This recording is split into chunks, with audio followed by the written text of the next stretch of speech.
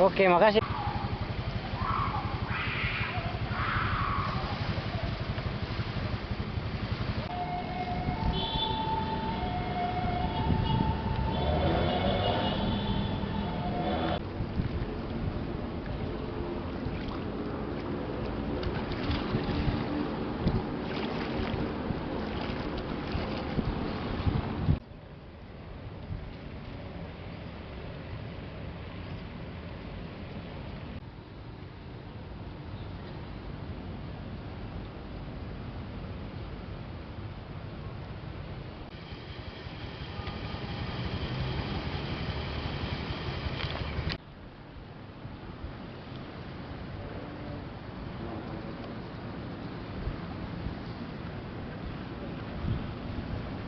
Kan siapa namanya, Dek?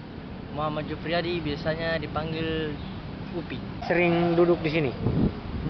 Baru kali ini sih, Baru kali cuma ini. pengen jalan-jalan saja tuh.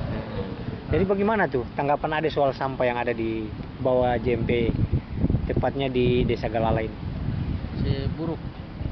Sangat buruk prihatin karena sekali. di saat ketemu dia pemandangan akan sing enak karena sampah tuh.